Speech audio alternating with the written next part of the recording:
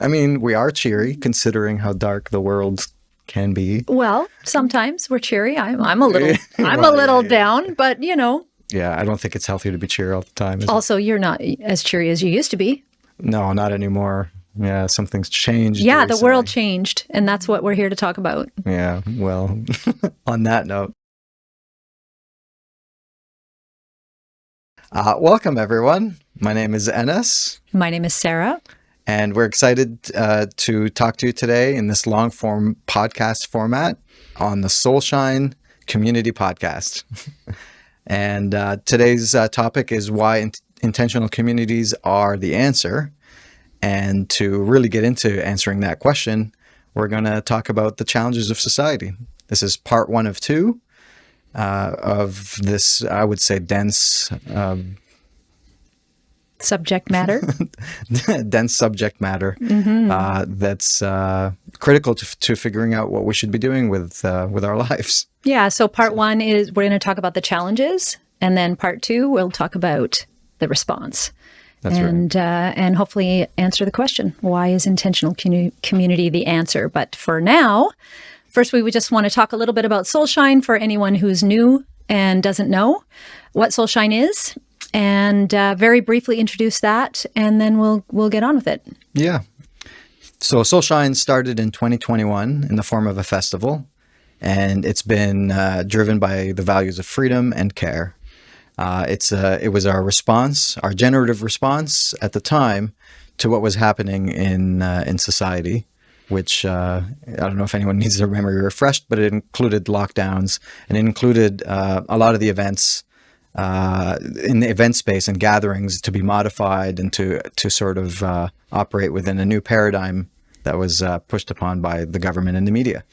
So Soulshine was the response to all of that, and our own internally generated reality that we've now developed over the last 4.5 years. Yeah, I would say in very simple terms, Soulshine was, well, for me, it was the answer to a prayer. But I think for a lot of people, it was the first time that they had seen people since lockdown or knew there were other people even like them.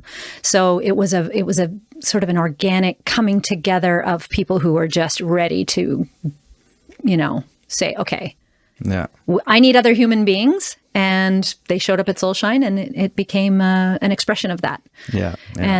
And then now we've done 4 festivals, and since then each festival has evolved and shifted a little bit. And now we're really moving, we've added year-round activities. Each year we add more things. We have socials, we have a food pantry, and some other things that are happening. And now we're really turning our attention towards building intentional community. Yeah. And so part of this vision that we hold and are working towards is this vision of having a physical community on land. So we're shifting gears more and more into that direction, and continuing to keep the festival alive and all the other things as well. Right? I mean, through all of this, we've been trying to solve all of the details of how to be in an intentional community, but through that smaller form factor, of our events, our projects, and bit by bit, we're exploring really what it's going to take on a practical sort of real experiential level. Agreed. And I would say even we're not just exploring it, but developing our own skills, talents, knowledge through curiosity of what it's going to take. And it's going to take a lot. Yeah. I think we've determined. I think every year we've realized it takes more and more. And I think the community in general is also grappling with this. And I think, again, part of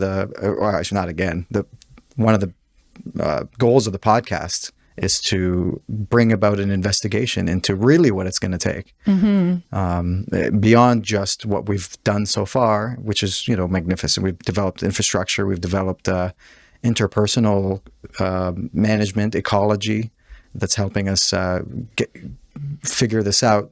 But the podcast is additionally a response to that initial question of what is it going to take. Yeah, I think, we can talk about this, why the podcast.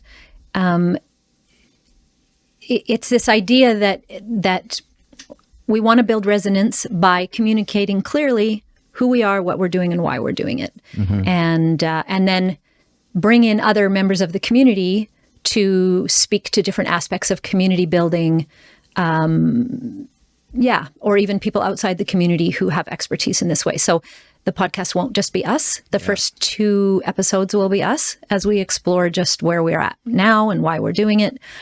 And then, moving into bringing other people in and having the voices of the community begin to be heard and for people to speak about these things. Yeah. And I mean, on that note, the reason it's you and me talking today, I believe, is mainly because we've been sort of at the spearhead of the operation. I founded the festival in 21, and you were sort of the number one. You were the coordinator ever since the beginning, and so together we've been essentially full-timing this project ever since we began. As volunteers and highly driven and motivated. Some people may not fully understand where those motivations come from, so we're hoping to explain that in this 2-part podcast episodes. And I think we should just move on to the topic. Yeah, introducing the podcast topic. Yeah. So today's topic, and that will carry over into part 2 as well, is why is intentional community the answer? And we intend to summarize and validate community concerns. And, throughout this podcast, it is giving voice to the concerns. And I am a very concerned person, so imagine I'll have a lot to say about that. Why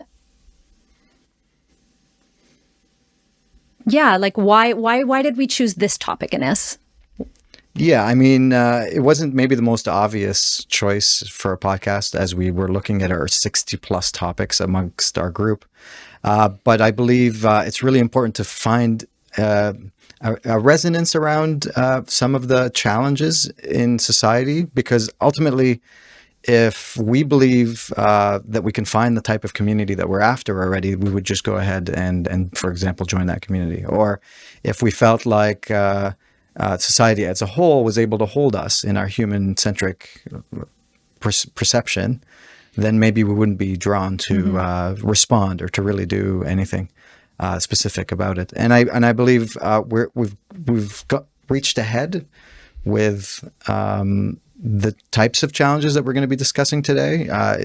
Right now in 2025, it's society's exceptionally confusing and distressing and disempowering, disenfranchising, and so on of the human condition.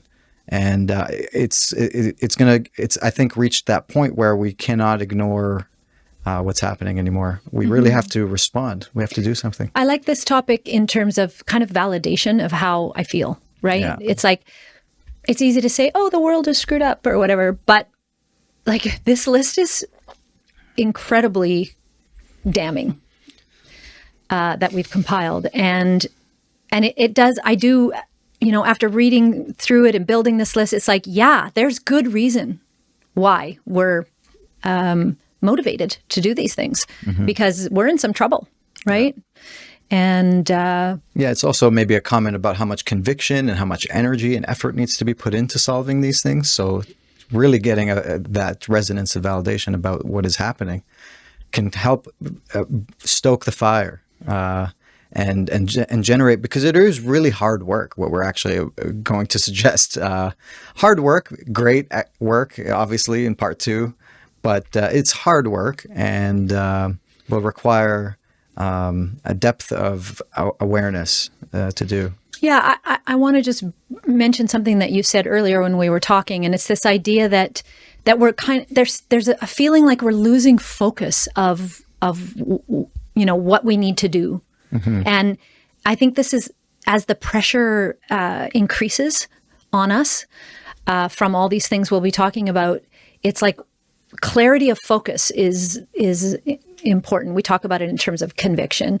It's like what do we need to be doing to build the new world, if we're going to speak of it that way? Yeah. And we speak of it more in a more mundane way. We say building intentional community, but there's a lot of talk about building this new world, and I always, it's like, well, what are you doing to build the new world? Are you just like, I don't know, doing yoga and meditating, and this is all good. We're building the new world internally, but it's like, time's ticking. I feel pressure. Yeah. I feel that the pressures of the collapse of society are increasing. And a lot of the times I just think that's my own stuff. But when I look at this material, I realize, no, it's not me. Yeah. Things are collapsing. Things are closing in. Things are getting worse in some ways. And in most ways. Especially if you're paying attention. I mean, in what way is it getting better? I don't know. I mean, in some ways, maybe we're talking about building a new world. Yeah. So I think that just we wanted to mention something about a positive activation warning. Just this idea that the intention of this work is to get you a little bit riled up and to understand that it's the time is now, and we are doing a thing, and and if you are serious about it, then it's time to get involved, and it's time to really question. How much, for me personally, I feel like, how much more time do I have? And I don't know if that's real. Like, you often speak of be patient and it's going to be a long, slow decline. But I still have this urgency that pushes me, right? The urgency that's like, no, I'm 58 years old. Like, I don't have a lot of time. I got to go. Anyway, I'm like, let's go. Yeah. And that is something I say, where it's a slow kind of decay that really needs some awareness to observe carefully and appreciate for what it really is, because it could be easy to miss if you get lost in some of the trappings of society. And I do believe we've reached a point where it's really, the challenge is so holistically, or so the scope of the challenge is so broad, and it touches every aspect of life, that, just like you said before, doing a bit of yoga isn't going to be the answer. I mean, we really have to look at, so this podcast has the two parts, right? It has the first part, well, we've got part 1 and 2 of the episodes of the podcast, excuse me, but this one that you're watching today is going to be split up into 2 sections. The first is a commentary about the psychopathy of the world, the psychopathic Zeitgeist, and the second section is about the loss of utility. And I feel like on some level people are a little more aware of maybe the psychological stuff that's going down, and maybe how people aren't really embodying human values. But that loss of utility is something we have to address as well, which requires a whole slew of other intense examinations and reaction. And that's response. It's almost like the first part is our internal, our psyches, and what's happening internally for humans because of external forces. And then the second part is like what's actually happening externally, physically, that is real and taking away our ability to live human-centric lives. Okay, so we're going to take a few breaths. Yeah, and before we get into it, settle down. I'm going to settle down. Heart coherence is really an important thing, and we've began to utilize this in our working groups, in meetings. We'll do a really quick breath. So let's just take 3 breaths together, okay? And if you're at home, don't be weird. Just try it. It's okay. Yeah, it'll help you widen your scope of awareness, so we can discuss these intense topics. Yeah, so you can close your eyes if you want, but it's not necessary, not if you're driving. And we're just going to take 3 breaths together. Ready? Let's breathe in.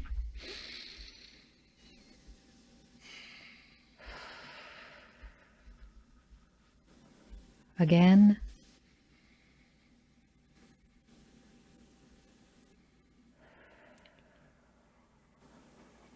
And one more time.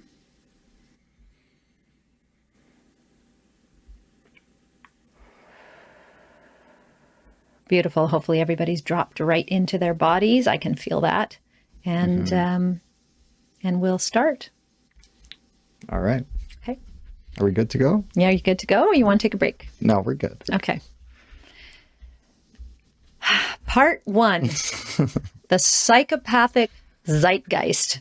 We're going to talk about what psychopathic means in this context and briefly what a zeitgeist is, so that everyone's really clear on what we're talking about. And yeah, it's fun stuff. Yeah, I mean, this whole podcast, this episode's going to be pretty intense subject matter, but we're going to start right at the top. When we say psychopathic zeitgeist, what we mean is, psychopathy is a condition where an individual lacks empathy and lacks remorse. And zeitgeist is the spirit of the time. It's essentially the collective perception. And so we're arguing today in this part that we're operating in a psychopathic zeitgeist, and much of what happens in society is actually driven by psychopathy. And in terms of the actual condition, it's 1% of the population. This is the estimate. It's very high in politicians, leaders of large corporations, and the like. And it matters because psychopathic traits severely disrupt trust, community well-being, through manipulation, exploitation, and just abuse of power. Right. And I think that the important part of that, one important part is that it's really trickled down into everything now, in that the normalization of psychopathic behavior, meaning making decisions, living your life without empathy, or, not allowing empathy to, influence your actions and decisions, but bypassing that it's now become completely normalized to do this. Yeah. And the more intense the external world becomes, the more we have to put a boundary on our empathy so that we can continue to function, right? And so now this is why we're saying all of society has some of this, me, myself included. Yeah. Like, I have psychopathy in me when I, walk by a homeless person and I have $50 in my pocket, but I don't want to give him $5 because I'm like, hey, I have 5 people at home. I have to, whatever it might be. That's a very simple example, but there's something in me that I have to say, no, I'm not going to do that. That natural tendency to share and to give food to someone who's hungry, and to that would be the human response, would be to pick that guy up and take him home and give him a bed. But we can't do that. Yeah. Right? So society is completely made us all into psychopaths. Yeah, yeah. Wow, that's strong words. Yeah. Well, truly, that's a bit dramatic. No, it's all right. No, but it might be truly. Truly, it's become when we bring it up, we want to ensure that it's an inner and outer exploration. Yeah. We're not pointing fingers, though we can, explicitly, I can explain how mega corporations and the governments are interlinked, and psychopathy enters, and leaders combine, mutual interests, and bit by bit profit seeking, and all of this sort of leaves the earth barren and humans void of empathy. So we can talk about that, of course. But it starts with us as well, is understanding how we operate and how we bring this about, and how to interrupt this pattern, which really is, reached a point of almost no return in society. I don't want to say it's a point of no return, but it's reached a point where it's really, really intense. So it's time for us as a group, as a whole population, to look into this. Both as that external and the internal. I'm going to read this quote by Robert Hare right now. So Dr. Robert Hare is the book Without Conscience. Yeah, this is a paraphrased quote from all the core themes of the book. Psychopaths come across as personable, charming, and well-adjusted, but beneath that veneer, they are ruthless social predators. Their normal facade is disarmingly convincing. That's right. That would be the 1% we're talking about. Yeah. But you know what? Also in me. I mean, we do this to ourselves. It's right? like I say hi to the guy as I walk by because I want to be warm and human with him and give him what I can, Mm-hmm. Is that a facade, or is that actually overcoming it? I don't know. Generally in these situations, if you're examining the thing, it's a good thing. If you're that aspect of examining is really the key to all of this. It's psychopathy generally when it's a condition that's prescribed. Is really the lack of that awareness to examine whether or not you did the right thing, and there's no remorse. There's no right. So maybe I don't have psychopathy in me. Yeah, well, maybe I just have adjustment to a psychopathic society. Yes, see that right? That's maybe the that's the difference there. Yeah, but that's why it's tricky, because psychopathy could sort of breed psychopathy in a sense, no matter how it arises, and that's why we can't just point at fingers, because when we say a condition like another term is unrecoverable narcissistic personality disorder, sort of like the highest level narcissist. But psychopathy, what was I just saying? Oh my goodness. That we can't point the finger at other people. That we can't point the finger. What was my point? Psychopathy. Well, if I knew your point, then I would have made it. My goodness. Is that it came from somewhere. Yeah. It's often a learned behavior. It's often due to trauma, due to abuse. And so, so when you say, do I have psychopathy in me because of a psychopathic society? The argument is probably. Yeah. It just sort of works like that. But awareness and repatterning and all of that, I think is the answer. And, but it is so significant, and the reason we're starting this whole podcast and explaining psychopathy, hopefully this quote from Scott Peck from People of the Lie, which is one of my favorite books about this topic, can explain, is that it's just so serious, and it could explain a lot of things in one fell swoop. And so the quote is, "It may be that the concept of evil has a place in psychiatry after all. Perhaps it is even a disease. If so, it is the most dangerous disease of all." So in the quote, there's two things there. It's the whole idea that it's potentially a dangerous disease, or a disease at all, but also that it's this idea of evil. But he's placing evil as inside the person as opposed to evil existing outside. Yeah, and he's saying specifically in a psychiatric sense. Which, I ascribe a lot to, I think, what's happening in the world to psychology. He's describing it as a set of conditions that actually creates or generates this thing we call evil, which is actually not very well defined. And so we might be entering a new age in our civilization where we have to define these things for really what they may be. And so the lack of empathy, as we said before, did we already? No, we didn't actually explain that too much. Yeah, we did at the beginning. Oh, did we? Yeah. Is this potentially the thing that we call evil? Yeah. No.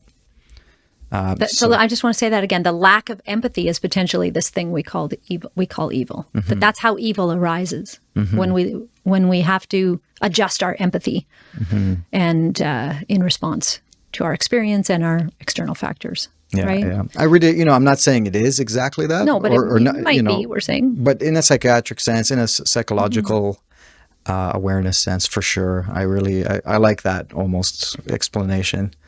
But also, how do you relate to it? Again, it's not about being aggressive towards this thing. It's just simply understanding what it is in our condition and in what we see all around us. Right. So yeah, what is psychopathy? If we can describe it like super briefly. Well, it's the lack of empathy. Yeah. Simple. Yeah. Behaving with a lack of empathy.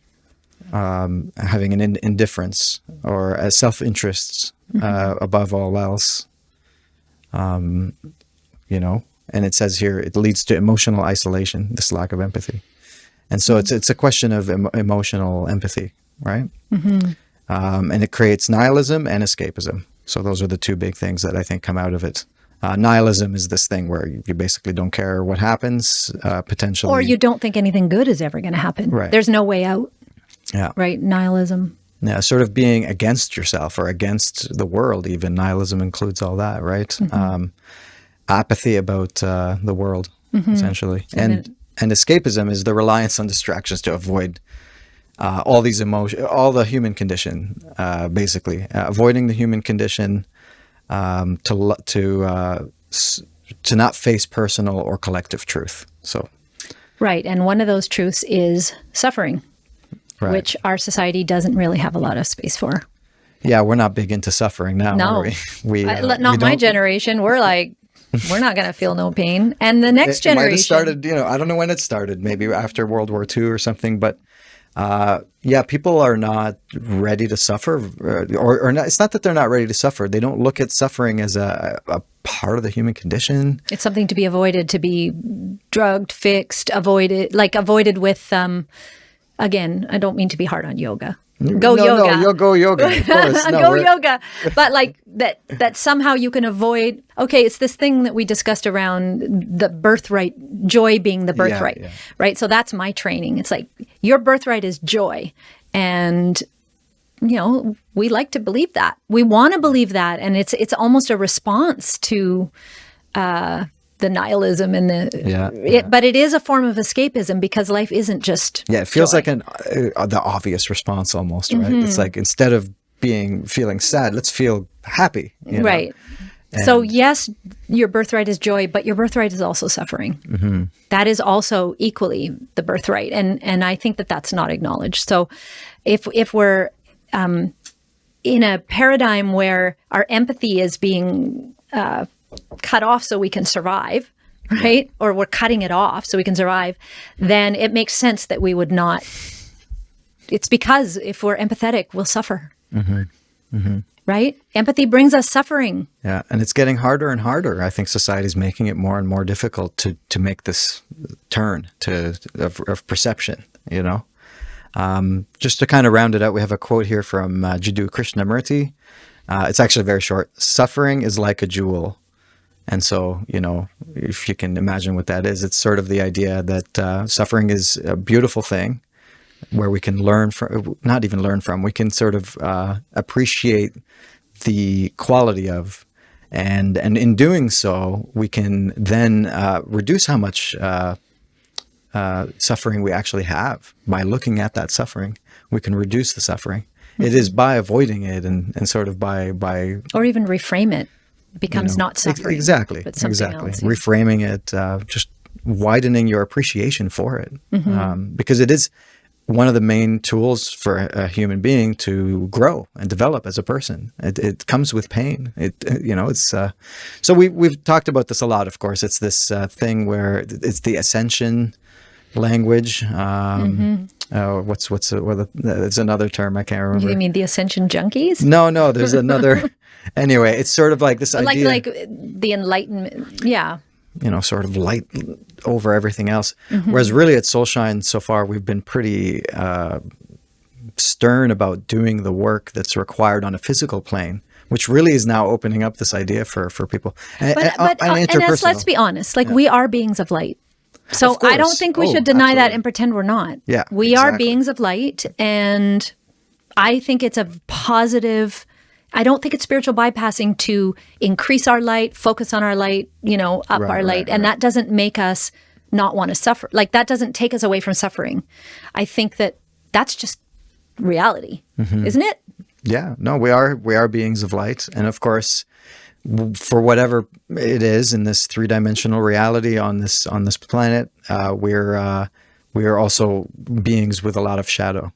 We're born into the shadow. We're shadows all around us. It's in us. And so it's a matter of examining that shadow and sort of lifting the veil, and in a sense, then being able to resonate more as these light beings that we really are. But honestly, it's like that we're light beings, but the density of this planet makes us cast a shadow. Mm-hmm. When we're not in our bodies, we don't cast a shadow. There is no shadow. We're only light. The human condition involves living on this planet. But human is the part. Yeah. And so that's why this is important and why we're going on about it, because the work that we do is about what is the human-centric response. What does it mean to be human? That's what the exploration of the festival and the work that we do. Yeah. What does it mean to be human, and how can we live as humans a full and, a satisfying life outside of all the nonsense that we haven't even started going into yet. Yeah. So let's just briefly go over this last part, which is lack of bravery. I just want to speak to this, especially like, in terms of lockdown and stuff. This was something I really came up against, my own lack of bravery when I saw so many brave people around me, and it was inspiring to me.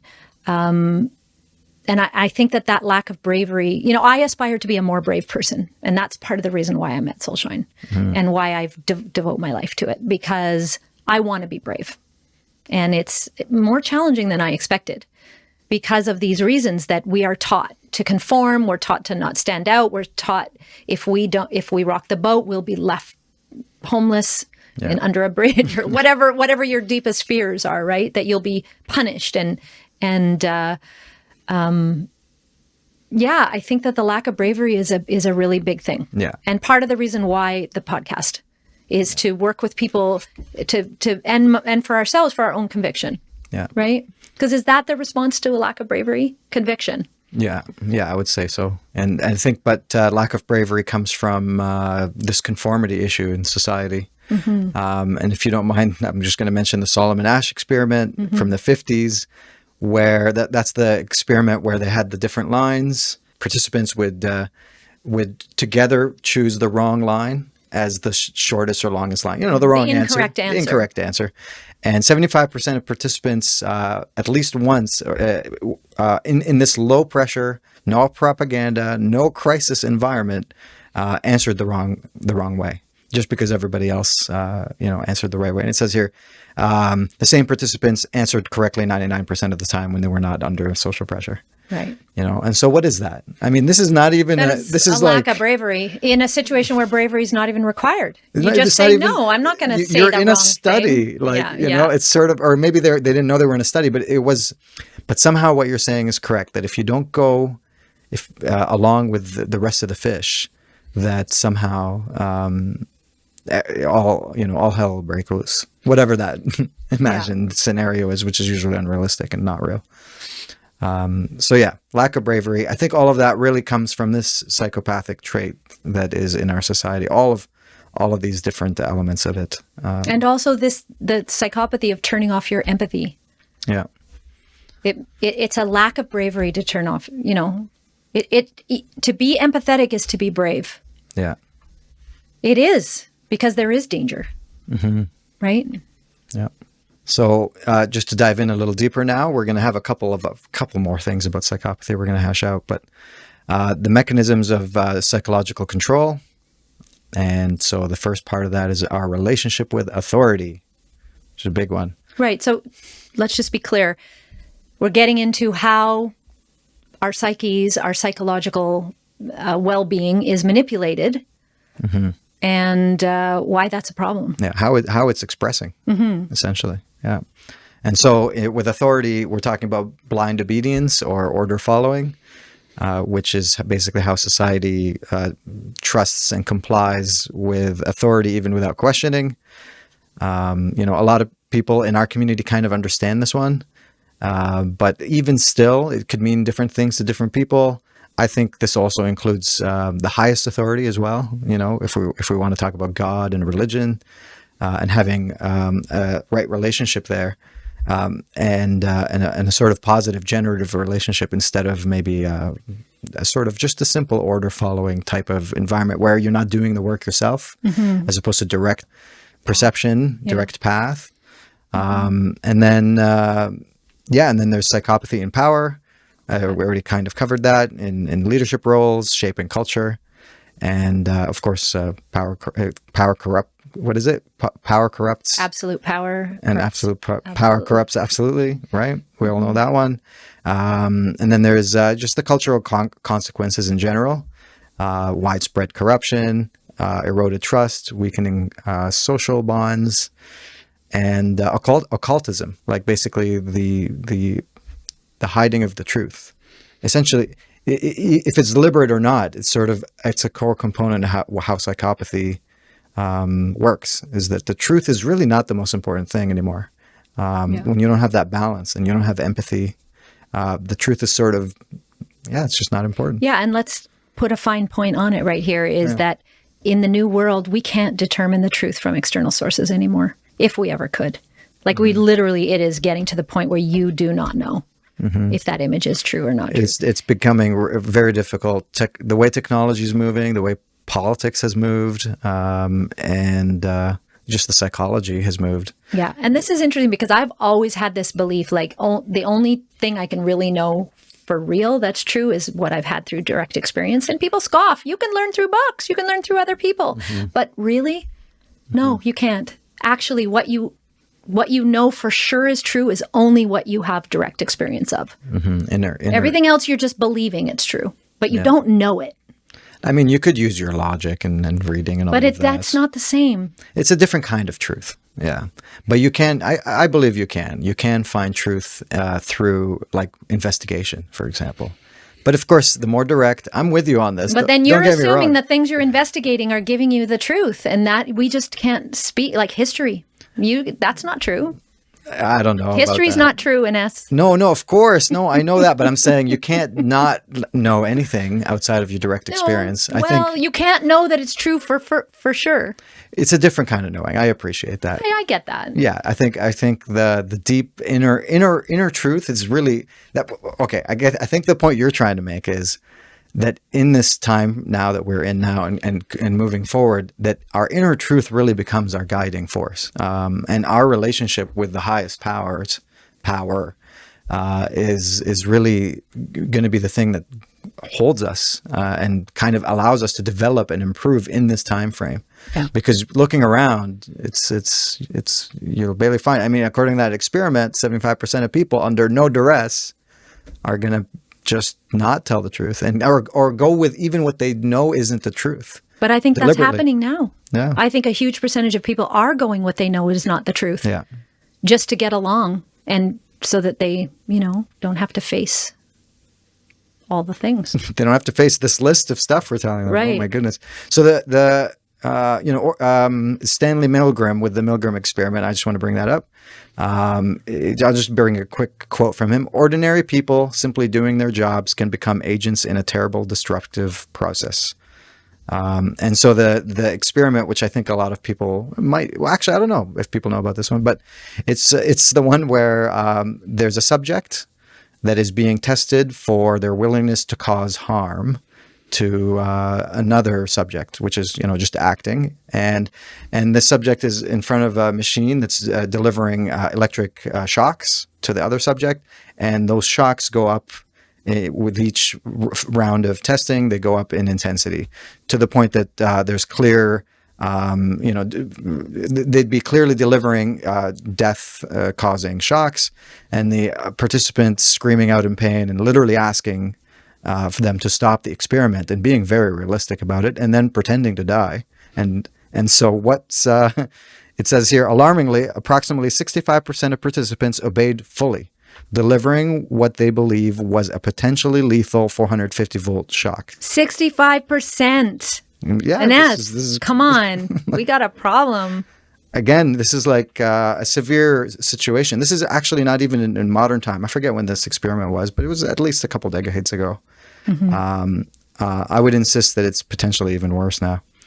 And so when you know these things and you know people aren't telling the truth even when they know the truth is, even though when they know what the truth is, and then you have in this experiment, as it explains, people are willing to completely devoid their empathy, then that combination is pretty intense. Yeah. Wow. Okay, so just so everyone is tracking, we're talking about the mechanisms of psychological control. We've been talking about relationship with authority. And the second part of this is political disempowerment and illusion of choice. Mm-hmm. So this is the way that these are the mechanisms of psychological control. So societal mechanisms, right? Yeah. And so this is obviously a big topic these days, this disempowerment piece, mm-hmm. and even illusion of choice because of elections and voting and politics and how hyperbolic everything's become. People are, some people are becoming quite disillusioned through this process, which is in a sense a good sign because they're seeing the truth of it. I'd say I'm among that group that's been disillusioned for quite a while, mm-hmm. and have been kind of trying to create my own path for quite some time. But there are still people that are hopeful, and I can understand why. And I'm not suggesting we give up on the system completely, that nothing's going to get better. But there is serious issues with, for example, representation in voting as a basic single issue. Right. So just quickly, the mechanisms of psychological control: false empowerment, elections that look open but are not and don't have meaningful alternatives, polarization tactics. I mean, this is insane right now in the world. And just go read anything about the election and you'll see that. And it's reducing civic engagement, by the way. Of course. All of this is not like making people more interested in being involved in civic policy. It's making them less interested. Right. And it's... maybe it's overwhelm, but also there's this point about apathy and disillusionment. I guess it's the disillusionment. It's like there is no good people, right? And so why participate? Which is the wrong kind of direction, probably. But it's of course easy to understand because the system is so corrupt and so unwavering, and all of this, that of course we're in the realm of wanting to shift all our energy into a new path. And develop our own sort of response, our own wholly managed response, but from us, from within. And so, it says here 20% of Americans trust their government to do the right thing. These are from surveys. There isn't really good surveys for Canada for this, but the most recent one, 2022, 45% of Canadians say that they trust their government to do what's right most of the time. So, I mean... Man, do you think that's still true over the last 4 years? Way lower now. I don't think it's that high anymore. And remember, the choices most of the time, like they're not, Yeah. Whereas, if you maybe polled people in the 70s, it'd be a completely different story. Right. Yeah. Okay, so the third mechanism of psychological control: advertising and programming, psychological programming. Yeah. I think that one's kind of an obvious one. People know that advertising's been pretty debilitating and in your face sort of expression of this. It's they tap into your self-worth and they manipulate the social identity field of society. They manipulate who we are as people, and as what we want, and what we think a life looks like, and what's possible, and what's desirable. Yeah, which is all unrealistic. Yeah. And creates insecurity, competition, and the pleasure-seeking thing. The pleasure-seeking issue that we talk about. It says here, these are an older stat: 3,000 to 5,000 ads are seen per day. This is an American stat, and a more recent one is between 3,000 and 10,000 ads per day from Red Crow Marketing, which includes television, print, online, billboards, all the different ways that you can get advertising, unless you're pretty actively avoiding that. But if you're out in the world, if you're driving anywhere, if you're anywhere near a city, this is largely correct. Yeah.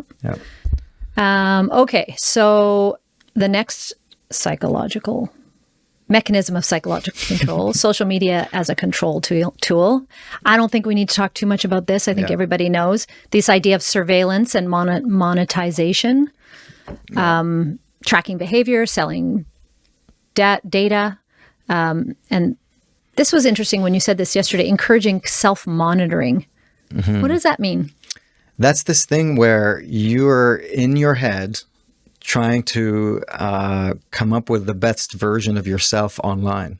Oh, yeah. Right? Like it's a thing. You don't know. Self-editing almost. It's a thing. It's like, what am I going to do for posts, or what am I going to do for links? This isn't like an unusual activity. Usually you get into that if you're in front of a camera, maybe in media, if you're an actor or whatever. But now everybody's doing it. Yeah. There's a contrivance now in people's identities that's comes out of this. Yeah, it's like which identity is more real. I mean, the more we move into digital realm, we move into like VR world or something. Your digital avatar is gonna dominate your identity as a human being, as a living, breathing, physical human being. Right, the Wizard of Oz and all that. Right. I think this stuff is all really known. I think we should keep going. Yeah. Yeah, it does say, there's one quick quote, or not quote, one quick stat, if you don't mind. 4.7 billion people now, unique users, are on social media as of today, spending 2.5 hours on average per day. Is the average person is 2.5. That's that's significant. That's a lot of exposure. That's actually. A lot of time. And that's the average. I mean, this includes people who are barely on it and people who are on it all the time. Right. Yeah. All right. So our next point in the mechanisms of psychological control is the normalization of conflict and dehumanization. Endless war and manufactured conflict. Yeah. Another big one. Oh. Yeah, I mean, psychopathy and war, I mean, they're intermixed. It's the lack of empathy that really drives much of the modern warfare, I would say. But also our response to it. We're just we're so apathetic. Out. Yeah. Powerful entities intentionally fuel and sustain the conflicts and benefit from it, while the rest of us basically have to support and or at the very best ignore. You know what? I would say there's still people in the world who do not understand that war is for profit. Or that it's for profit or control. And that people fund both sides and have for ever. Without a real mortal enemy, what are you going to do? And so a lot of the time, these wars are so orchestrated in a sense. Right? I would say there's a huge portion of the population that doesn't get that. Understand that or have those thoughts ever. Yeah. Because I remember learning about that. And it was like, whoa.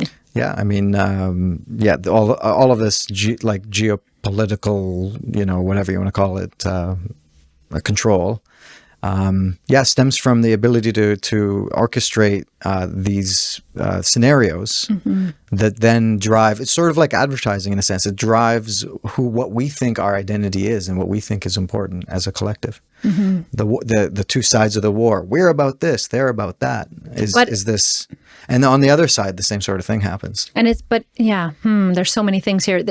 It's also how people in power, people who are funding these wars and creating these wars, then manipulate us into giving away our freedoms and all these things, right? Yeah, I mean, among the things are, mass migration, disruption of culture.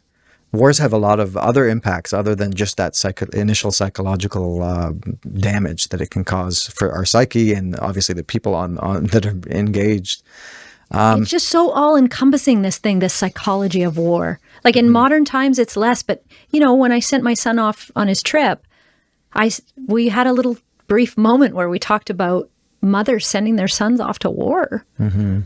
Like if that wouldn't break the psyche of a nation, and how many times, how many women have done this? This is... Yeah, I mean, the war drums are beating as we speak. People are... surprisingly, even within some of our community, I'm not talking about the Soulshine community, but the broader freedom community, let's just say, are beating that drum too. Yeah, they're kind of very surprised. Cheering for war. Again, they're under this false dichotomy of we're about freedom, the other side's not. And they don't know that thing that you're talking about where wars are actually a construction. Yeah, as opposed to stepping out and saying, no war is good. We need to think about all the people. We want to be outside of that. Yeah, but that's the empathy bit too, right? It's like, we have to ask the question. Let's just say, we truly believe we're against the evil, other side. Not being able to appreciate that other side, not seeing that other side's perspective is that lack of empathy, right? It's that lack of remorse that we're tapping in with. So war is huge for psychopathy on both. It feeds it and it feeds off of it.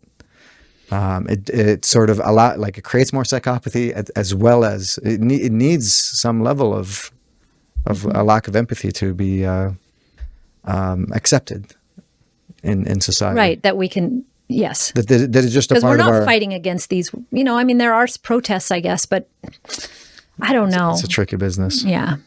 So, and anyway, normalization through repetition, the profit thing, Anyway, we talked about all that. It says here, this is like old, even by 2021, there's 2.1 trillion was the expenditure for all of the global military expenditure, 2.1 trillion. But as you know, just recently, 1 trillion was announced just for the American military, for their budget for this year. Right. This is it's absolutely incredible. I know we're going to be talking about inflation later, but that doesn't account for it. It's really, we're spending a lot of money on the military as we speak. I don't know what else there is to say about that, honestly. Do you want to do a quote, maybe? Sure. So you can do the second one if you want, but it's not a quote. It's not a direct quote. It's from Chris Hedges. Yeah. War is a force that gives us meaning. Yeah, Chris Hedges is... The enduring attraction of war is this. Even with its destruction and carnage, it can give us what we long for in life. It can give us purpose, meaning, a reason for living. Mm-hmm. That's really intense. I remember once my husband saying that his dad, who was a gunner in World War II, so that's pretty intense gig in airplanes, right?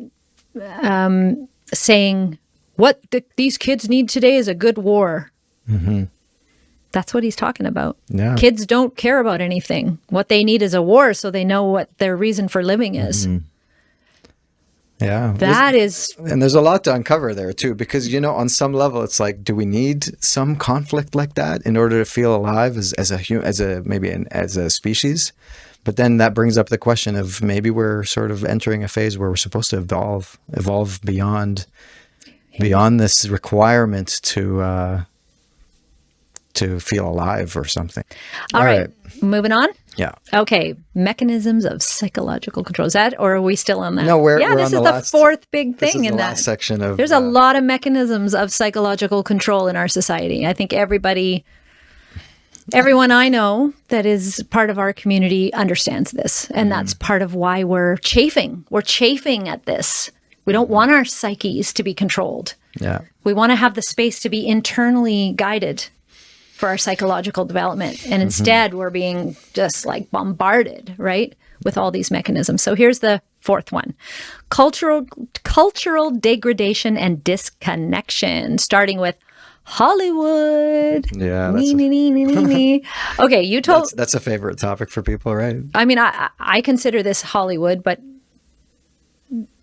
I mean, I think you told me yesterday that Jeffrey Epstein said that Trump was his best friend twice in public record. Yeah, one of them was... Dude, it's all a show. I remember when Ronald Reagan got elected, and I was young. I don't know, that was the 80s or whatever. Mm-hmm. I just thought that was ridiculous that an actor was now president of the United States. Right. An actor, not even a good actor. Yeah. They usually be level that they didn't make it into. He was just like a simple la guy with his rosy cheeks, and then Clint Eastwood and Arnold Schwarzenegger. Like, it's just, and Donald Trump, he's an actor. He's a TV personality. This is ridiculous. It's all manipulation as far as I'm concerned. Mm-hmm. It's all Hollywood. Yeah. Hollywood just expanded into politics. Mm-hmm. Although, if you look at the deep underside of Hollywood, it's always been part of politics. It's always been in bed with each other, right? Yeah. So it's naive of us to think, moving pictures and then politics.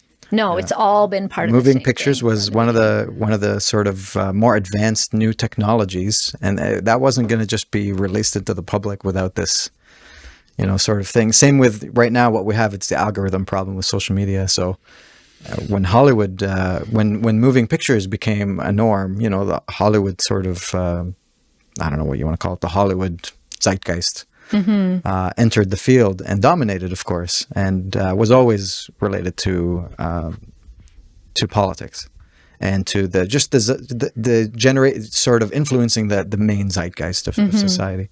Yeah, and a lot of that is this disempowerment, giving over our power, just living through other people and adoration, idolization, all these things which disempower us. Yeah. And it's so huge. No, I mean, and that's different than the content. So we're talking this is like our identification with the big screen and the characters, or like living through, but, which now is OnlyFans. Now we're living through OnlyFans. Now, But it's like even as Hollywood is slowing down. even as Hollywood falls, it's like is this a natural human need, do you think? To idolize and to look? I think the argument here is that it comes from psychopathy or psychopathic entities. That there isn't that it's like it's not a need necessarily, but it sort of comes. It's an additional injection of psychopathy. That's kind of how I see Hollywood. Right. So that if we did live like if Hollywood didn't healthy, exist, well-balanced lives in all the ways that we'll be discussing later, then you wouldn't idolize people that you'd never met just because they had some talent. Right. Exactly. You wouldn't have that sort of programming in you. Whereas I believe Hollywood and a lot of the content that we can just hash out briefly here drives that and makes you idolize it and sort of it's a really key mechanism for not just the West and the people that sort of sometimes we forget, but the whole world watches Hollywood movies and has for a long time. I come from the Middle East and the like secondhand movie markets and like the sort of bootleg markets. Those were massive, and they were always massive. So it was sort of the beginning of globalization, right? It was a global movement for sure. Yeah, Hollywood definitely. And music too. Music, of course. Yeah, music. We can talk about that too. But Hollywood sort of has a distinct and sharp influence. So over here it says it glorifies dysfunction. Mainstream entertainment often portrays antisocial and psychopathic behaviors as intriguing, heroic, and distorts morality and healthy relationships. Yeah, but all in good fun. Right. Right? It's all in good fun. It's just like, What are we even watching? It doesn't mean anything in us. It's just entertainment. Yeah. Right? It promotes escapist fantasies. And before I say this one, I like sci-fi and I like kind of exploring, imagining but this isn't that, So many films, shows, and games encourage avoidance of real world issues, leaving audiences passive rather than proactive. I think that's a self-explanatory. Shaping social norms. So we talked about that. So it's subtly normalizing selfishness, exploitation, violence, undermining compassion, empathy, and community values. And so we can talk endlessly probably about Disney and the Disney stories and really many, not just Disney, but many of the sort of childhood stories that I've seen that made by Hollywood involve dysfunction in the family and the child leaving and not really showcasing what an empathetic, emotionally mature community would look like. I mean, I don't remember watching very many shows or movies that had an emotionally mature community in them. Right. I mean, I don't know. I got to be a bit of a devil's advocate. Yeah, go for it. Because I'm thinking about myths and Greek myths and fairy tales that were lessons, and they were all dysfunctional families, and dark mattered. Like they were dark. we're talking about like Shakespearean plays and but even before then, and right, like older myths. Yeah, there is definitely like when you think of Hansel and Gretel, or all these stories that Disney stole and and made. So it's like we've used these dark stories to teach us. They're parables, they're fables. They teach us about humankind, and this is how morality was passed on. So there's something about Hollywood. It's like they took something. There is a need in the human experience to express these dark. But things. you know what I would say? There's a difference between a fable. Where you're sort of in your mind trying to explore the subject matter, and then like a movie that's glorifying violence and selfishness. There's a glorification through the moving screen. It's a technology that's sort of beyond the fable. It's beyond the power of it, or the way that it can create context is so powerful beyond just the narrative. That I think a lot of the time, even when someone's trying to do good with their film or movie, that they're actually engaging in a number of other psychopathic traits or psychopathic elements, if that makes sense. Right. So is that are we talking about the same thing? Yeah, I Roughly? think so. I mean, it's just you're like, oh, they all have dysfunctional families. I'm like, dear. Right. Like, I don't know, those old, Well, like Oedipus's family was not exactly, I know, but show me a nice Disney movie with a family without an uncle. That's right. Like, I don't know. There's some truth to that. I mean, I'm a bigger fan of Studio Ghibli, for example, which is a completely different way of doing children's sort of major films. And they always have a healthy community around the child. And usually the challenge is psychological and it's with nature. Yeah. And so I just feel like Hollywood generally doesn't promote that and doesn't have too many of those stories. Yeah. It's very rare. I look for them quite hard. Yeah. I think a balance would be nice. Yeah. Agreed. Yeah. And so, oh, sorry, go ahead. No, I'm just moving on. Yeah. So, research from Media Violence and the American Public suggests that the average child in the U.S. witnesses 200,000 acts of violence by the time they're 18, obviously contributing to distorted self-image and social awareness and stuff. So, not being exposed to that violence. So that's why I sort of suggest like Hollywood is such a big component of what's happening with us in terms of psychopathy. Just that exposure alone must be shifting the way we think and feel about everything. In terms of specifically lack of empathy, seeing that many gory, hardcore elements over and over and over through repetition is got to have some sort of effect. Well, we know it does. Yeah. All right, mechanisms of psychological manipulation. On to learned sexual degeneracy. And I mean, when the / self-esteem, I'm assuming is lack of self-esteem, right? And this really fits with after the Hollywood thing, but it's everywhere. It's everything we've said: social media, advertising, all of it, even war. It's like it all is contributing to this degeneracy in our healthy sexuality. How we see ourselves and how we see our sexuality, our self-esteem. So, I mean, this includes pornography as well, which is huge now. Yeah. It's like I would say it's one of the biggest things. I mean, sort of Hollywood and media and magazines, obviously got us here, but again, I go back to technology. If we utilize technology like without care, we'll end up in these situations. So, in the sense of pornography, we're talking about the access of hardcore pornography in high quality and so on versus 20, 30 years ago where that really wasn't a thing. And so, never mind that I believe also Hollywood has continued to, and media in general, really in general, everything has become overly sexualized. Or has been moving towards becoming more sexualized all the time. Yeah, and it continues to. I'm surprised that it can continue, but it does. I know, it's crazy. I don't know where else we're gonna go with this. Right? Like how much more the shift in the last 40 years, like from when I was in high school. It's insane. Yeah. It's. Yeah. And I feel. I'm not where are the feminists? Where it happened? Like, why is this not a dialogue anymore? There's a sort of a. No, now the feminists are like cheering on all the gender wars or the gender. They're involved stuff. In that. And it's but they're for it, as opposed to saying no. Let's retain and be. Yeah. So it says here, the Journal of Sex Research says the average age of first exposure to hardcore online pornography is around 13 years old.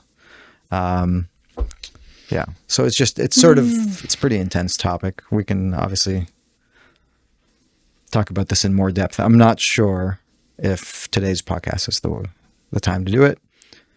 All right. Shall we move on? Yeah. Okay. So the next thing is disconnection from nature. Yeah, that's a big one. It's really big. And that's kind of our final point for how psychopathy rules the world. But our disconnection from nature is so intense. And it continues just like a lot of these other things. It's almost on a logarithmic, exponential growth, you know. But I think that the thing about the sexual degeneracy is this too. It is disconnection from your own nature. Yeah, yeah. You know, this thing, everything is about this. Food, environment. Yeah. And I mean, we're talking about it in sort of a general sense, but literally like people not ever being in nature, even just like being in a park or being in a natural environment. So it says here, 93% of life is spent indoors by the U.S. Environmental Protection Agency. 87% is in buildings and 6% is in cars. Now, I know this to be true. I know many people that really have never been to a provincial park or have really been outside of city limits in their whole life. These are older people.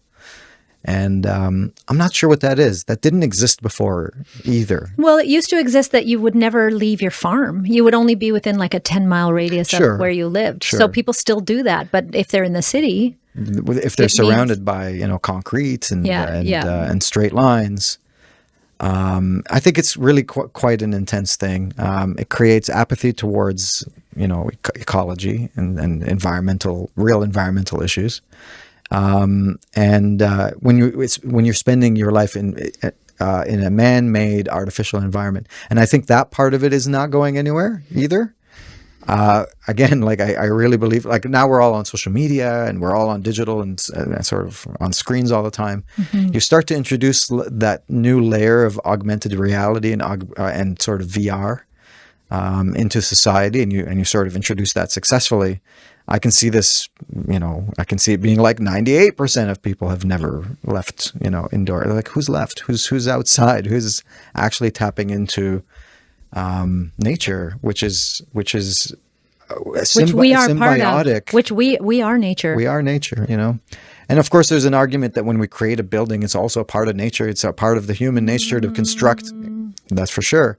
Mm-hmm. I mean, the argument is, you know, like it's a part of our ability to create, but we have to tap into our foundation, and our foundation is in nature, and not in our own creation, essentially. And so, so anything we do at Soulshine, basically, this is a big one, and by default, we're always in nature, and we would like to go back to nature. We're not against technology in any way. No. We're not against convenience. No. I want hot water, one way or another. But yeah, convenience is arguably one of the ways we lose our agency, our sovereignty, when we take convenience over everything else. Now, I believe we have to just be a little bit more careful about whether or not psychopathy is at the source of our action, or if it's generative human value. Yeah. Okay, so that is the end of the psychopathic Zeitgeist, and we have one more part, which we'll take a break and come back. Yeah. Okay. Cool. Okay, so we're back, and now we're going to be talking about the loss of utility. The first part of the podcast was about psychopathy in society, and this part is about the physical and mental loss of utility. And we've got, it'll be a little bit shorter than the last part, but this is, I think, a key part of how we are so feeling unempowered, and people don't fully understand how this works. This loss of utility is really like how it's expressing. Mm-hmm. I don't even know if the word utility is that common or popular. No, I hadn't really heard it before. Right. I mean, I had heard it, but I didn't understand really the context that you're using it in. Mm-hmm. And I think that this has been an eye-opener for me in kind of describing the general feeling of what the heck's going on. Mm-hmm. And that the exploration of the loss of utility is telling me what's going on and why I feel some of the things that I feel. So hopefully it'll help other people too in this way. Yeah. The biggest things that are causing this loss of utility are systematic wealth extraction and the loss of the middle class, essentially.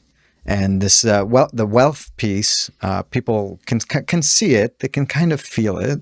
They can see how life is getting more difficult, that they can't afford to essentially live how they used to even a decade ago. But beyond that, if you open up the scale further, It's the loss of buying power as a family unit. It's the loss of free time. It's the loss of capacity to develop and grow as an individual, and a number of things that sort of come from it. But I would say that it's generated through this list of financial mechanisms. Let's just say the first one is inflation. Well, the first two, which I think are the most important, are inflation and usury. And I don't think people really understand either. Quite honestly, I don't think they know what they mean and just how much they're impacting their lives. Inflation through fractional reserve banking and lending, and the idea of quantitative easing. Now, I know I just threw out a whole bunch of words that you might. I mean, we've had a number of chats about this, but most people don't know what fractional reserve banking is or what quantitative easing is. But if I can just simplify it quickly, because we don't have too much time in this episode, I hope to dive into this in a future episode. Simply that inflation is the loss of buying power of the currency that we're using. And I believe this began in the 30s with the Federal Reserve Bank, the initiation of the Federal Reserve Bank, and the way that bank prints money that then loans out to the government and to other banks. So this activity of constantly printing money reduces the value of our currency. Actually, sorry, it's more so than that. It's the printing of the money, but giving that money to institutions, large institutions, and that aren't the people. Mm-hmm. They aren't the civil class. And so the purchasing power of the people continues to go down. And I know, even amongst our community, I know most people know about this, but I would suggest that this is one of the biggest losses of utility that we are having to contend with, but we generally don't talk about very much. And the other one is usury, which is the concept of making money on giving out loans, specifically sort of aggressive usury, which is when you make too much money on loans. And so a basic example of this is a mortgage, where by the time you're done paying off your mortgage, you would have actually paid twice as much on average than your initial mortgaged amount. And so this hasn't been the norm for a long time. It was outlawed in many countries for a long time, but in the last 100 years or so, it's become so hyper normalized that, again, it's sort of like inflation. Nobody really asks why it's happening. And if you can see how both kind of can interplay with each other, because inflation is this process. One of the things it does is this printing of money to give to the banks, that the banks are giving you the mortgage that are making the percentages.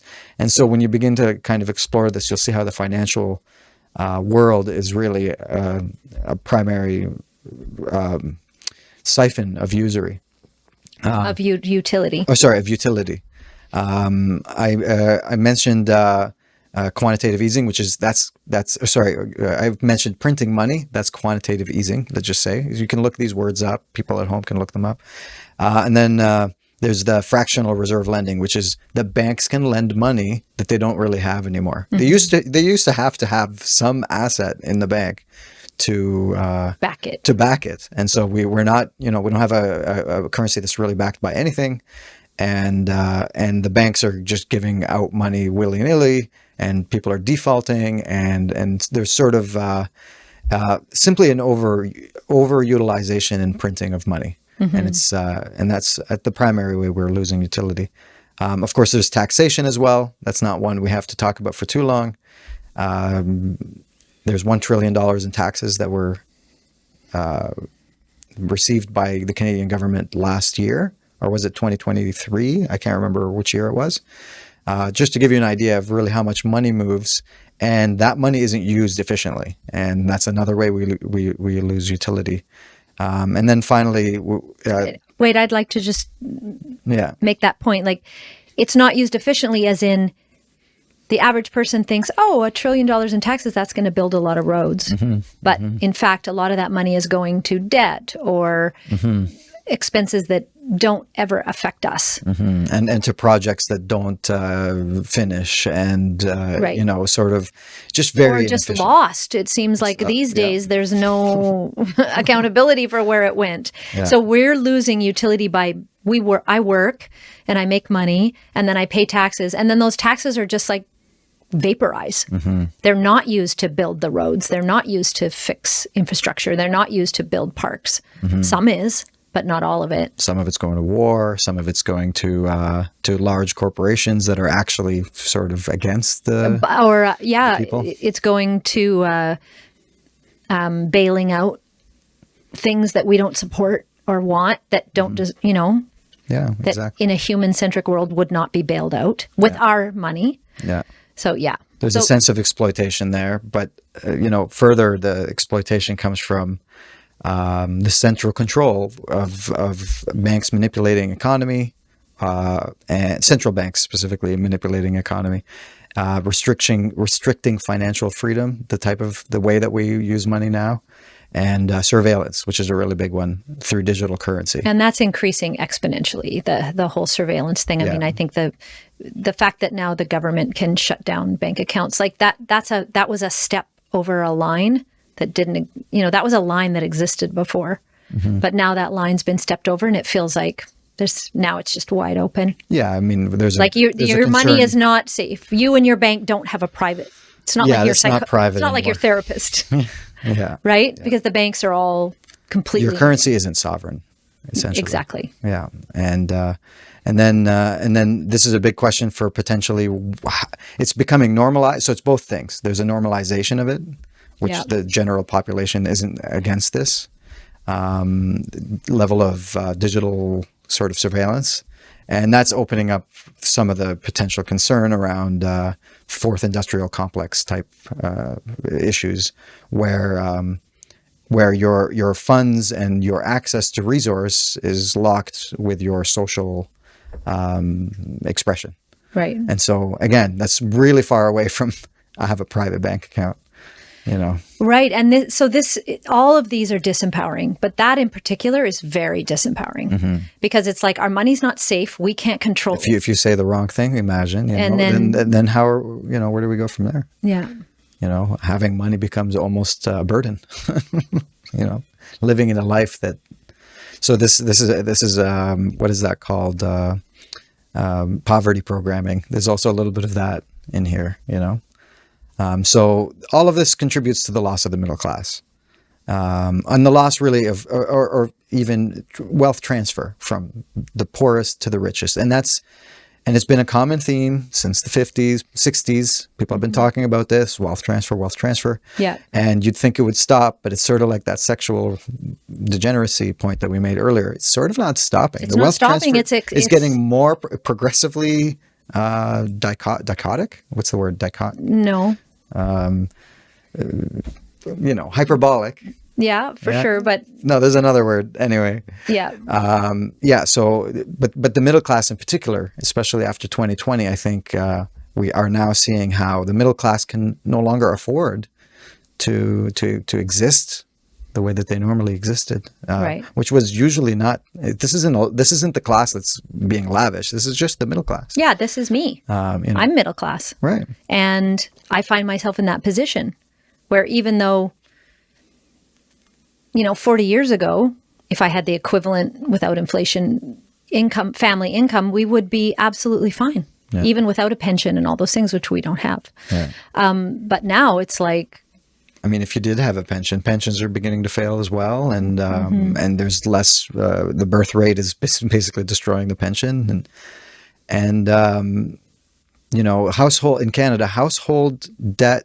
What is it? Household debt to income ratio is 180%, which is exactly as it sounds. On average, each household makes, let's just say, $100 of income, and they have $180 in debt. Right. At any given month or period. So it would take them 2 years of their full-time income to pay off their debt. Well, the idea here is that they can't catch up. I mean, or like it's very hard to catch up when you're in this sort of environment. The whole government is sort of like this, and then they're indebted to those central banks that we just discussed. And it's, by the way, this is one of the highest figures in the world. It's the highest in the G7, 180%. The Canadian debt. The Canadian, yeah, Canada in particular is doing pretty bad when it comes to debt. And what is that? Why? Because we're not paying attention. We're living beyond our means. Is our inflation worse than other people? Our goods cost more? Our cost of living is higher. The thing is, I think a lot of countries went through something like this, maybe in 2008 and before, whereas Canada's found itself skirting this this sort of recessionary kind of experience for quite some time. But I believe now, post 2020, all that printing of the money and stuff, we're now, we're feeling it. We're seeing the true reality of what is happening with our money. You know, people don't get paid as much as they consume. And that's just is this just because we're over consuming, or? I would argue it's because of the loss of utility, because of all these other factors. Like our dollar is really beginning to lose its strength, and the amount of money being printed and given to large corporations versus the local, sort of the ordinary man. I know that everyone's excited about the price of their house being higher in Canada, but this also contributes to that, because then the mortgages are extremely big. So I think the mortgages, if I remember correctly, contribute a lot to this percentage. Interesting. Yeah, the mortgages themselves. I mean, you have $1 million house and you've got like a $2 million you're paying $2 million or $3 million to pay that off over 30 years, 40 years, or whatever, intergenerationally, right? We kind of talked about this last time, but intergenerational mortgages are becoming normal, like 2, 3. So it takes 3 generations to buy a house, whereas before one guy who worked a couple of years and he's paid off his house, with one salary. Yeah, so I think all of that's coming ahead, and it's very important for us to keep this in mind when we navigate life and we're sort of frustrated with how difficult things are, to kind of point also, I know there's psychopathy, I know that people are mean, and selfish and all of this, but also there's this situation here. Yeah, this is actually happening to us. Like it actually is harder. Yeah. It's not just, we're not just... And it's not going anywhere unless we start really understanding how it works and doing things that... So when we say money isn't backed by anything, like for example, people don't own land so much anymore, and they don't own sovereign currency like gold and silver. And so there's a lot of this invested in just the monetary system. But in reality, I would say one of the big things that we should be doing is appreciating the value of what's real, and not looking at currency as being the thing that's real, right? So that's a shift in perception that can be pretty big for, I don't know how many people from the population are going to be able to do that, but amongst our own community, I think there is an awareness already, like what is really worth something, especially our time and experience for sure. But when it comes to our physical infrastructure and our world, land is important. Being on land, being in nature, using nature, utilizing that symbiotic relationship that we have in nature, sort of skirts this, right? And it's important. Small businesses are also regulations, monopolies, financial barriers due to a lack of community strength. These are all issues with small business ownership. And after 2020, you saw that we lost a lot of small businesses, and it's become more and more difficult to operate in a space that's dominated by the large corporations that are already satisfying everything. There's the way that there's a Starbucks in every corner or a Tim Hortons in every corner just means that there isn't going to be a local coffee shop. Yeah. Because they're already there. They've already dominated the space. And people being born into this new environment might not recognize that those companies at one point didn't exist, and that the local coffee shop was the sort of democratic place to meet and hang out as a community or as a town or something like that. I'm just as an example, the coffee shop is a basic example. Walmart and, Amazon, these are all expressions of how local businesses are just not operating. Well, and the fast food and all these things, it's like the food thing. Yeah. The food thing is getting dire. Again, 2020 created a lot of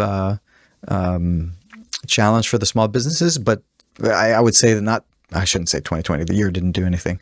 The government overreach, right? The mandating of closures, essentially, I don't know. It did a thing where it just shaved off what was the small businesses that were barely able to do it, and now we're without that group, and so that's the middle class group's businesses, right? Yeah. So the financial loss of utility, that's a really big one. There's a few different ways we also use utility, but that is, I think that needs more awareness for sure.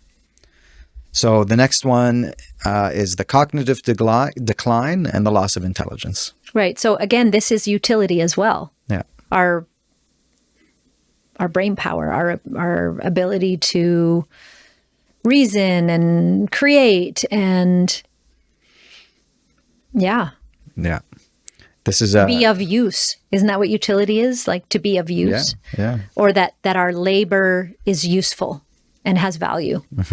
I think that's what loss of utility is about, right? It's that we can work and work and work, but there's no value to it. Yeah.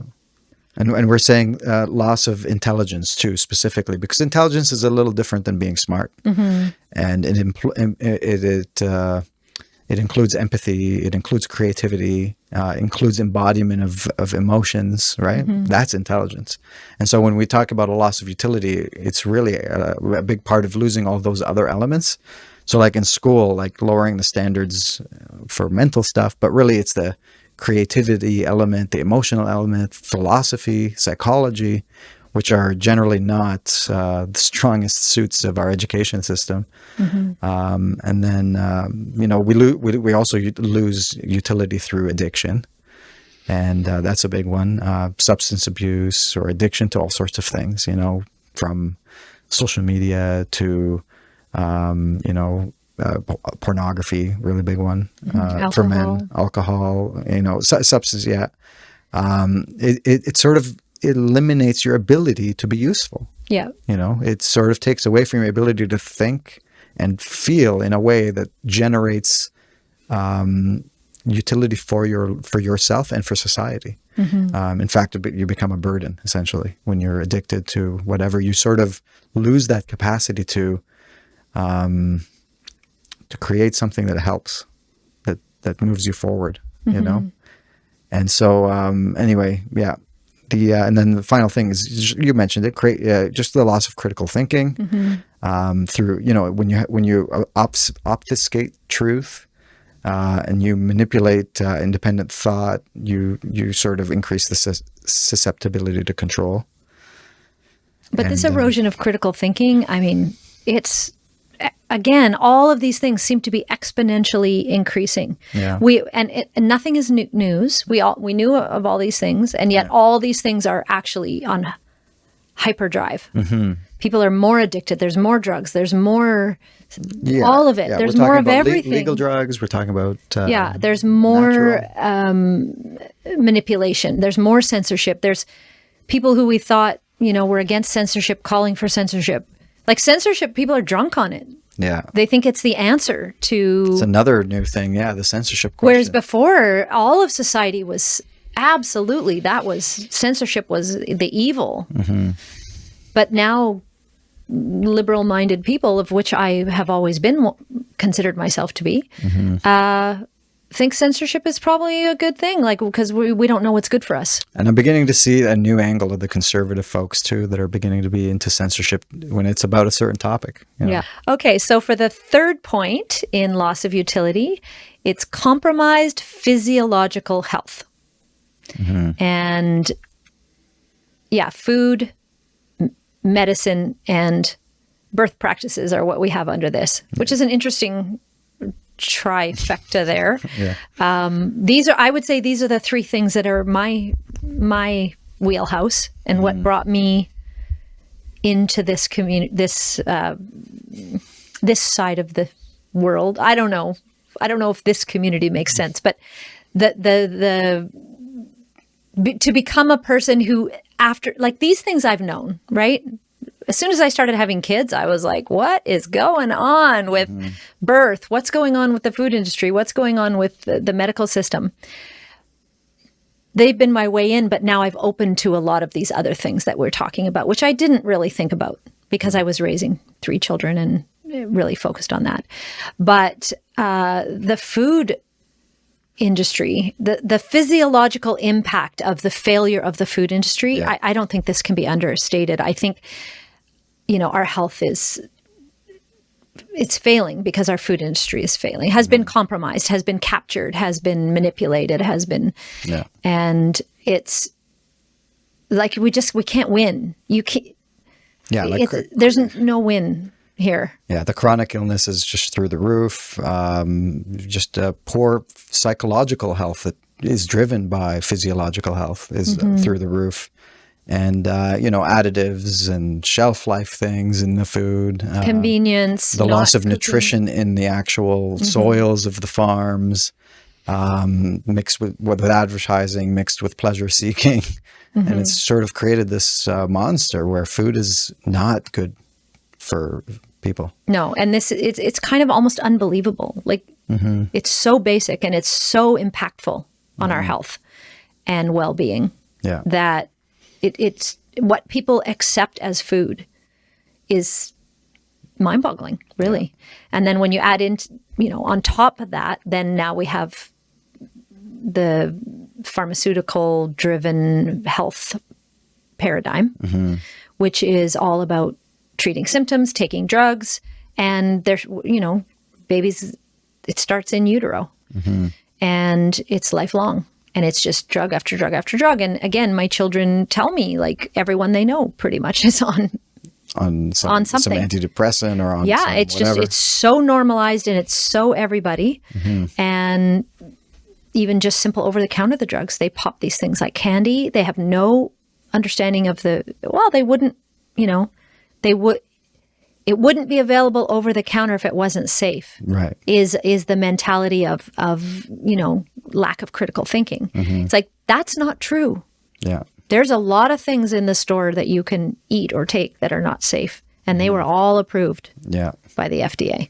Yeah. So do not tell me that system is working, because I will not believe you. All of this also flies in the face of preventative mindset or self-responsibility, being responsible for yourself, for your own health, that it's actually that you are the only person that is ultimately responsible for how well you're going to live. Right. And I thought we did live in a society like that, which is why I was pretty surprised when people bent the knee to the because I was like, wait, what? You're just going to trust, like, what? And that moment of realization actually was a breaking point for me. Yeah. The realization that people were not going to take responsibility for themselves, but actually wanted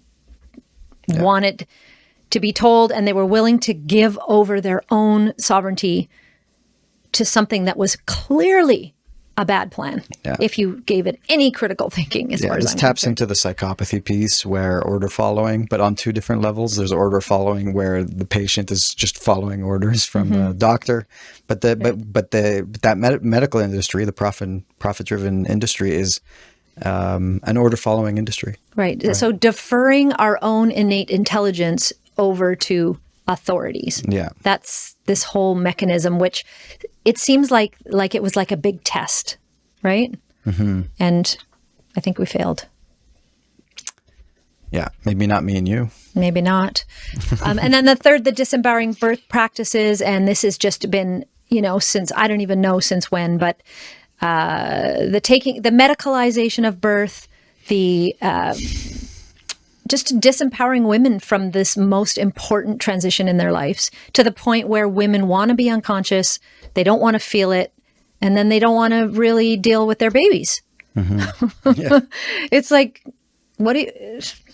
I forget, we were talking about this earlier, but, just to induce a C-section and to do it in a timely fashion. I forget how many drugs are involved. And and how much of that impacts the We'll talk about loss of utility, right? It's like if you take away this experience from the woman and the baby, the natural experience that has evolved over millions of years, and you put your own, you mechanize it, you medicalize it, you control it, you cut that baby out or even pull it out with whatever the thing is.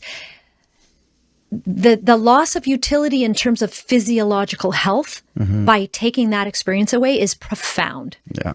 Profound. Yeah, it's everlasting. And that is something that is not spoken about. Yeah. It is everlasting. The impact on both the mother and the child is irreparable. And I always said, if we want to fix the world, we have to start with the birth practices. This would be the place, because we're damaging our psychology in that moment by impairing that experience for women and for babies. That's my belief. Yeah, no, I agree. It's a huge part of being a woman, let's just say. Yeah. But also of bringing forth life. Yeah, and then which affects everyone. It's sort of a foundational thing for society's awareness of their value as human beings. Like I think it starts in birth. Absolutely, the sanctity of birth, the sacredness of birth, has been completely put into a hospital room with beige walls and no feeling. It's and no sovereignty, no awareness. The awareness is so no low. Connection to power, no connection to the creative force. Like it goes on and on. So I would say that I'm realizing as I'm saying this that the loss of utility here is really profound. Yeah. I mean, this brings us to our next point: the deconstruction of family and community. Separation, individualism. Right, and it starts there. Even separating mother and baby, they're not having the same experience. Yeah. We're going to separate their experiences. This is insanity. Absolutely insane. Yeah. So this is a big one, of course. Family and how it relates to community is a big topic amongst our community.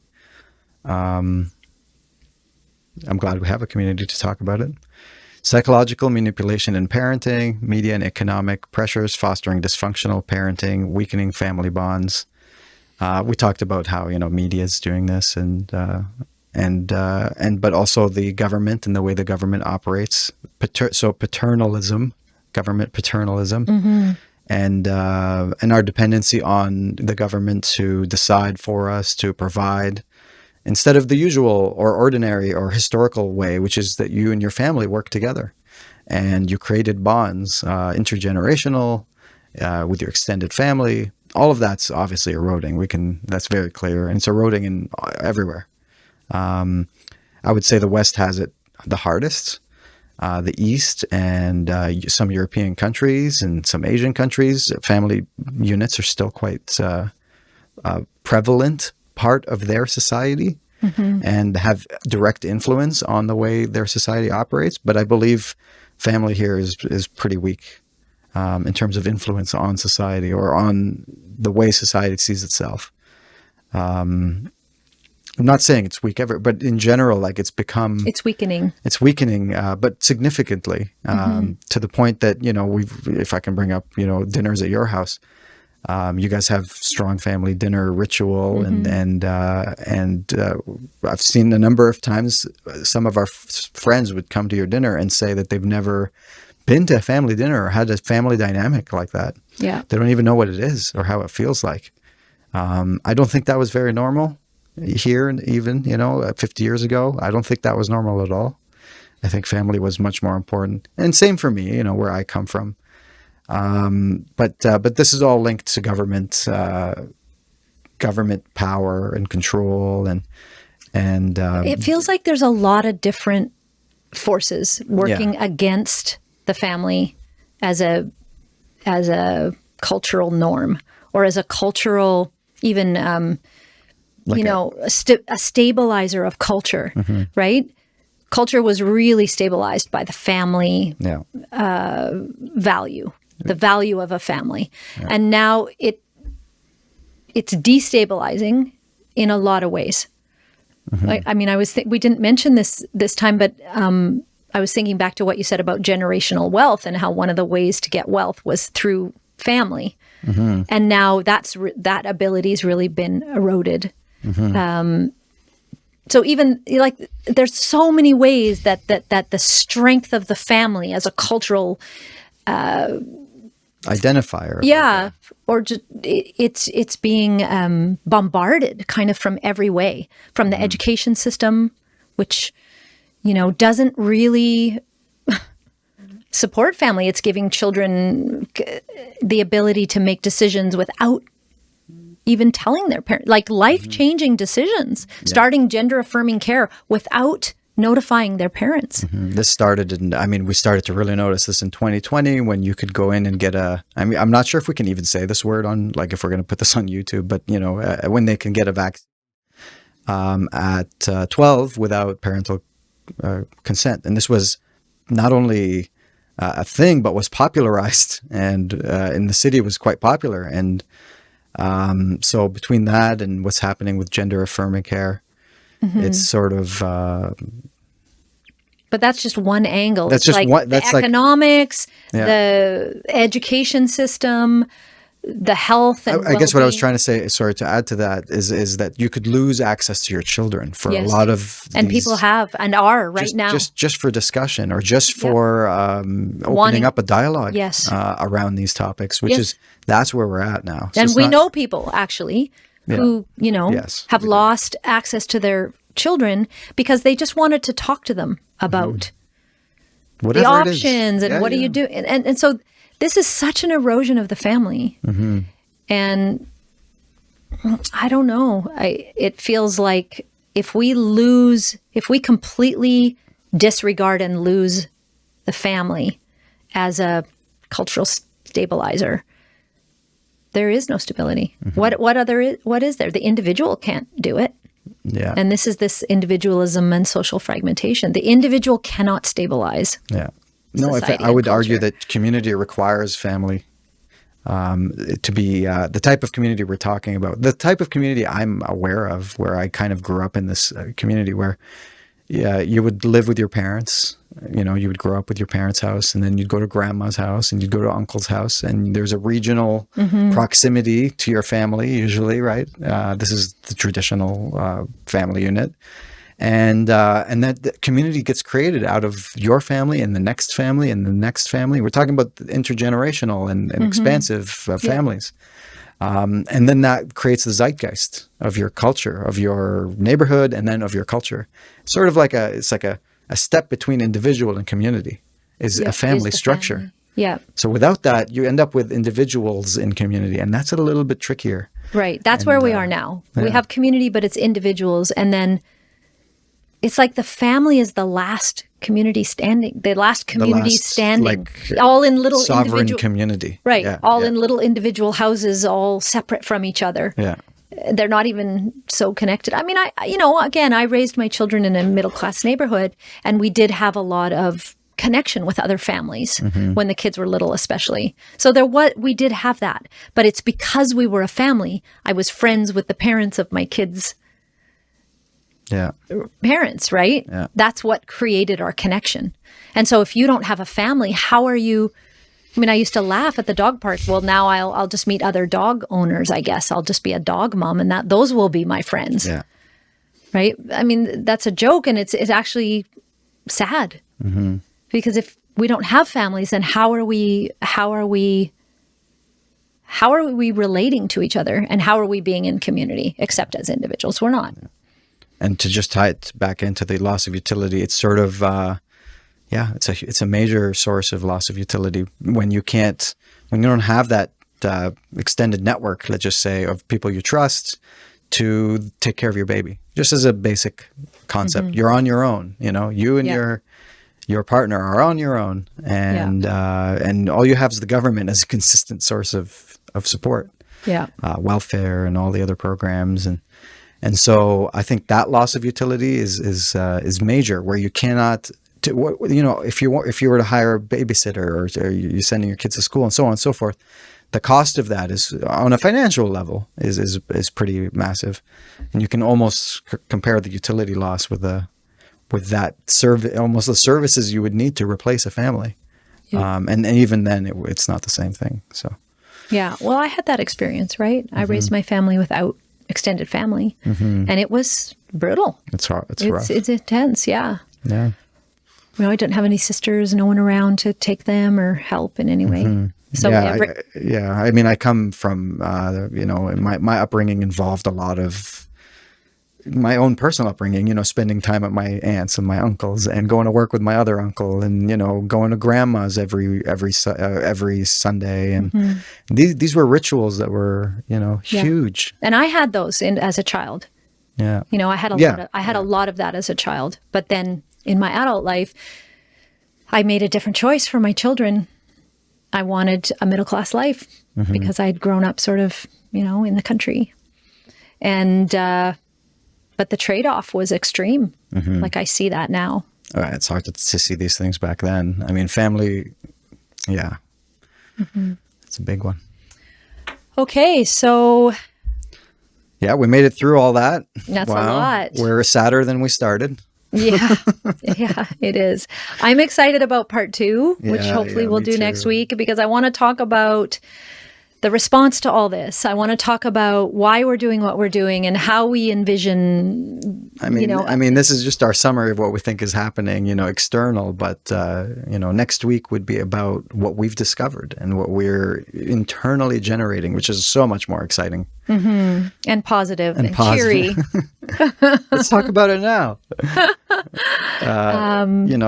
We're hoping that you do tune in to part 2 so that this all makes sense. This isn't just like a rant and a tirade. I would not rant about this if we weren't, in fact, again, like I said in the beginning of the podcast, this wasn't an obvious choice to start the series, but I think it's a great start because this is my own personal experience and the experience of many, where we see the issue and then we're motivated.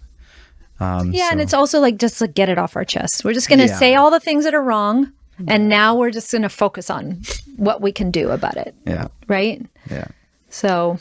And hopefully you're feeling validated at home, or feeling, all the same types of feelings that we're having up here about this. All right. Well, that's basically the end of our notes for everything that's wrong.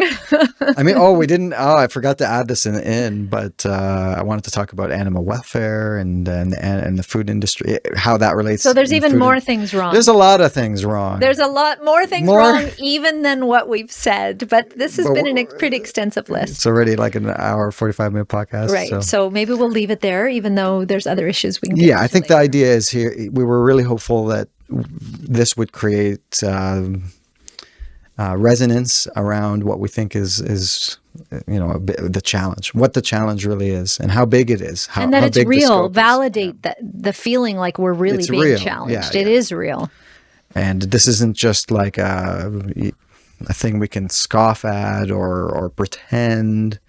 I think we're faced with it now, like actively, and we need to sort of snap out of our malaise around this stuff. Especially, it's not one thing or another; it's everything. Yeah.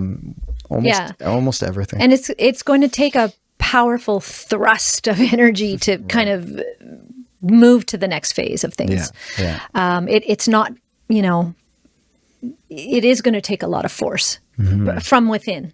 A lot of conviction, a lot of force, and a lot of hard work. Yeah. Which is... Yeah, and hopefully between part 1 and 2, you can see that you can be aware of the shadow of humanity and still be generative, right? This isn't a disabling awareness, that it can be fuel for the fire, and that you can actually create being in awareness. You don't have to shy away. It doesn't mean that you have to stay in this realm. In fact, we should be staying more in a generative, sort of human-centric, creative environment that's healthy and good for us. Right. But that we can't, just like, I think I forget which part of the podcast we mentioned this now, but to be aware of the shadow, the suffering, right? Yeah. To be aware of it, to look at it, acknowledge it. To acknowledge it. Yeah. And then hopefully you'll tune into part 2 where we will begin to discuss what the answer is.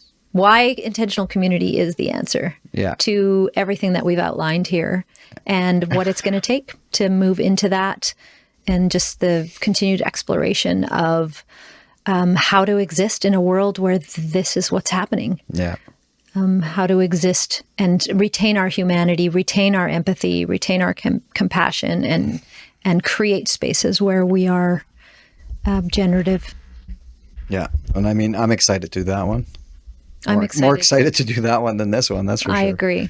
It's, again, this is hard. This has been hard to look at all this stuff over and over and over for weeks on end, you know. And in the meantime, if you're not familiar with Soulshine, you can look at our website, soulshinefestival.ca.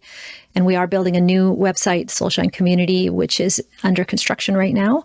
And we have some new things in the works that are being developed as we go. Yeah, we're working on a PMA and on an incorporated association. And a social media sort of interface, which is kind of like Facebook, but will be just for Soulshiners.